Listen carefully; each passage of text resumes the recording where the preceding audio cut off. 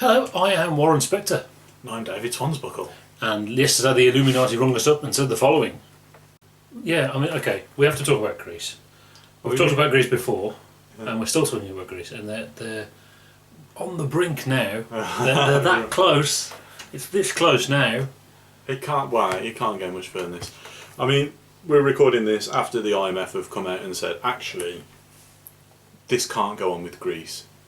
Even the bailout conditions that were set forward, that's not enough. Greece needs more money, more time, and debt relief. Which is basically what Cyprus is asking for. Yeah. Yeah. The EU don't want to play ball. On the flip side, Cyprus has been pretty loose and fancy free with what he actually does want. I can imagine being quite a difficult person to negotiate with, because I don't think they've ever really made it clear what they're after. But I think the most important thing for this, Greeks are in a lot of trouble. There's queuing at ATM machines, and they're struggling to buy food and all that. The human cost. Interestingly, I noticed after the referendum was announced and Greece defaulted, the first question on everyone's lips in the news and on the media was, "Are Greece going to leave the euro then?"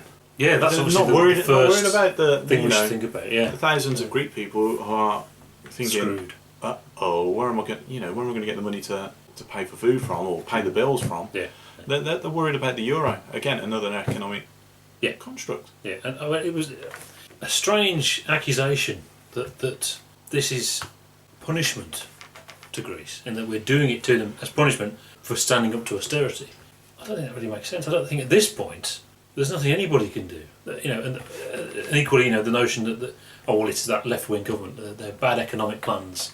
It was already like this. What can they do? There's nothing. Yeah, they've come in and it's already been like this. Yeah, and it's like this because of unfettered capitalism. There is no magic money tree anywhere. Yeah. It doesn't work, and then when it doesn't work, we have to sort of pretend other stuff has happened and twist it around. And oh no, actually, it was the Labour Party's fault. And the Labour Party are left-wing, aren't they? So it's their fault. Yeah. Yeah. It's interesting when you hear about right-wing critics of Greece saying, "Wow, why didn't the Greeks stand up to the government when people were being paying 14 months' salary in a year, and all these ridiculous and retiring at 50, hairdressers retiring at 50 and stuff like that." The truth is this isn't a Greece bailout. This is a European bank bailout. This is bailing out the people who lent money to Greece. Now, theoretically, the idea of lending money is an institution like a bank assesses the risk of lending someone some money, places a premium on that risk, and then adds a bit to make some money. Yeah. Yeah. And if they're good, they'll make a lot of money. If they're bad, they'll go bust. Yeah. Because they didn't assess the risk properly. Yeah. But that hasn't happened at all. The market has not worked because banks are too big to fail. So Germany and other European partners are lending money to Greece so that they can pay back money that they've borrowed before, because if they don't, those financial institutions will go out of business. Yeah. We all know who's to blame. Yeah. And that's not being said, and it won't be said. So we're not bailing out Greek people, we're bailing out financial institutions. Yeah, bad business. Yeah, and we have to, at some point, appreciate the fact that the liberal market ideology is flawed somewhere along the lines. It's too extreme. It's too sort of like free markets is great and all that. Until it doesn't work. But it hasn't worked. Yeah. But no one seems to have sort of come to... No one wants to admit it. No one's admitting it. We want to go back to the way things are as normal.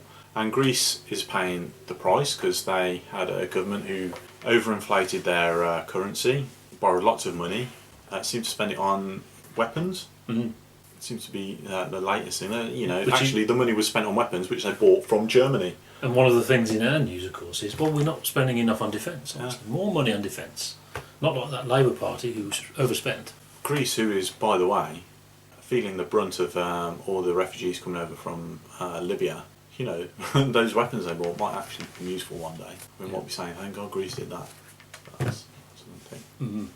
So the court have just ratified the referendum as legal in Greece, so it's going to go ahead on Sunday. Yep.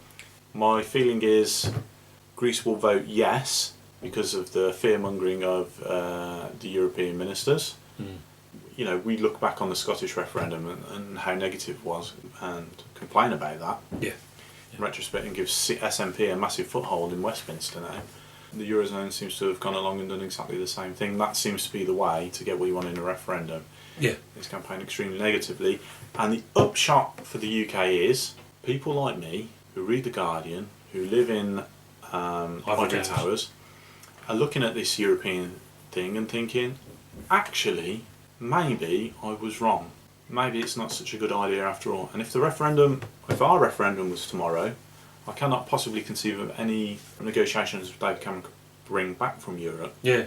that would sort of, because I want more social policies, social protection policies. He's looking for business-friendly policies, so he's looking to get rid of the working time directive and things like that. Yeah. I can't believe there's going to be any negotiation you can bring back which will make me think. Not at the moment. I mean, it's the perfect time for the sceptics, isn't it? In Yeah. that everything's gone wrong. If they'd done it 15 years ago, when we were just the media lying about the EU, and it was actually a bit crap, but it was working. You know, that was a very different environment, wasn't it? Now it is crap. So It's all falling apart. if the UK EU referendum was tomorrow, how would you vote? I'd still vote to stay in for purely economic reasons. Like you said, you know, you only have to think about the economy. People don't matter. I've changed my mind. Really? I would vote to leave. I think we should leave.